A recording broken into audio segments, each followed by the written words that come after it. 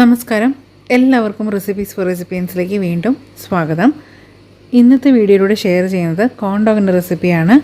നമുക്ക് ഒരുപാട് ഇൻഗ്രീഡിയൻസ് ഒന്നും ഇല്ലാതെ വീട്ടിൽ നമുക്ക് തയ്യാറാക്കിയെടുക്കാൻ പറ്റിയൊരു സ്നാക്കാണ്.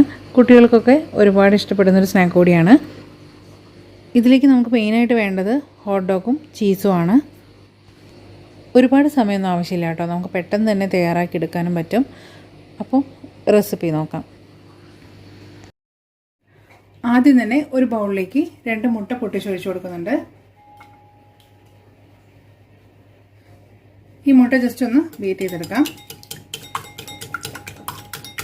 ഇനി ഇതിലേക്ക് 6 ടീസ്പൂൺ പഞ്ചസാര ചേർത്ത് കൊടുക്കുന്നുണ്ട്. കൂടെ തന്നെ 1.5 ടീസ്പൂൺ ഈസ്റ്റും കൂടി ചേർത്ത് വീണ്ടും ഒന്നും കൂടി എല്ലാം ഒന്ന് മിക്സ് ചെയ്തെടുക്കാം.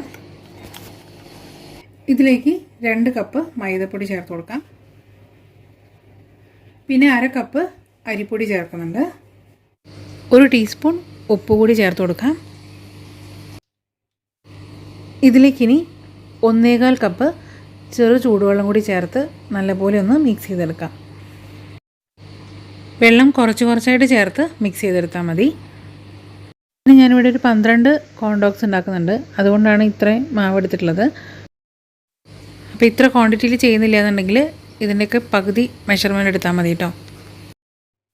ഒന്ന് മിക്സ് ചെയ്തെടുത്ത ശേഷം കൈകൊണ്ട് നന്നായിട്ട് കുഴച്ചെടുക്കുക.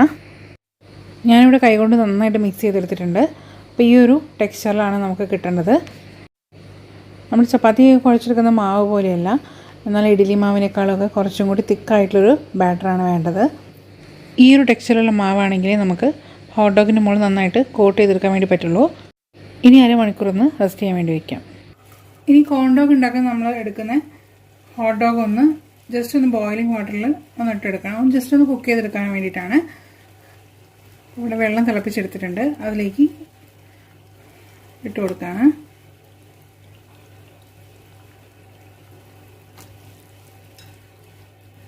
അപ്പോൾ ഹോട്ട് ഡോഗിന് പകരം ഞാൻ എടുത്തിരിക്കുന്നത് സോസേജാണ്. സോസേജ് വെച്ചിട്ട് നമുക്ക് തയ്യാറാക്കിയെടുക്കാം. കറക്റ്റ് 1 മിനിറ്റ് ഹൈ ഫ്ലെയിമിൽ വെച്ചൊന്ന് തിളപ്പിച്ചെടുത്താൽ മതി. 1 മിനിറ്റ് ശേഷം വെള്ളത്തിനടുത്ത് മാറ്റാം.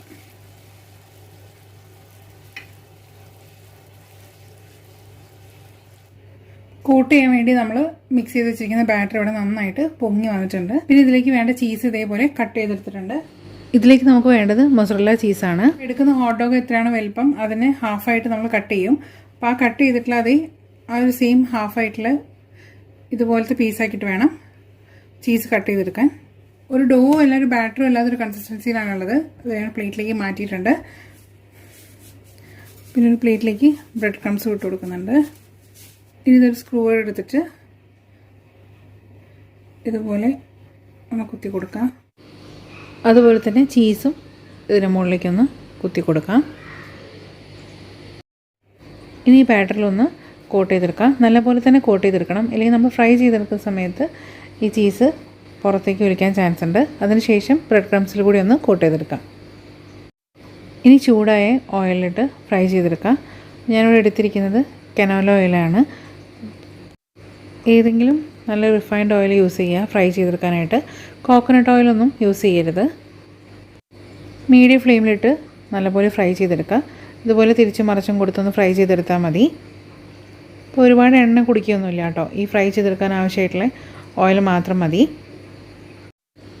ഇതുപോലെ തിരിച്ചും മറിച്ചിട്ട് ഫ്രൈ ചെയ്ത് എല്ലാ വശവും ഒന്ന് കുക്കായി ഇതുപോലെ ഗോൾഡൻ ബ്രൗൺ കളറായി കഴിഞ്ഞാൽ നമുക്ക് ഓയിലിനെടുത്ത് മാറ്റാം.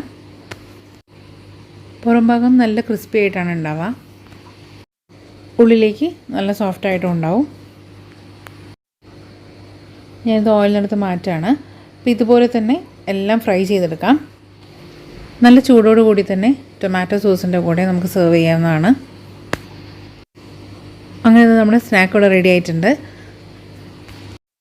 അപ്പോൾ ഇത്രയേ ഉള്ളൂ നമ്മുടെ ഇന്നത്തെ റെസിപ്പി. നല്ല ടേസ്റ്റി ആയിട്ടുള്ളൊരു സ്നാക്കാണ് കേട്ടോ. അപ്പോൾ ഇതുപോലെ ട്രൈ ചെയ്ത് നോക്കാത്തവരുണ്ടെങ്കിൽ ഒന്ന് ട്രൈ ചെയ്ത് നോക്കുക, എന്നിട്ട് ഫീഡ്ബാക്ക് അറിയിക്കണേ. വീഡിയോ ഇഷ്ടമായിട്ടുണ്ടെങ്കിൽ ഷെയർ ചെയ്യാനും ലൈക്ക് ചെയ്യാനൊന്നും മറക്കരുത്. പിന്നെ നമ്മുടെ ചാനൽ ആദ്യമായിട്ട് കാണുന്നവരുണ്ടെങ്കിൽ അല്ലെങ്കിൽ സബ്സ്ക്രൈബ് ചെയ്ത് കാണുന്നവരൊക്കെ ഉണ്ടെങ്കിൽ ഒന്ന് സബ്സ്ക്രൈബ് ചെയ്ത് കൂടി സപ്പോർട്ട് ചെയ്യണേ. അപ്പോൾ വീണ്ടും ഒരു നല്ല റെസിപ്പിയുമായി അടുത്ത വീഡിയോയിലൂടെ കാണാം.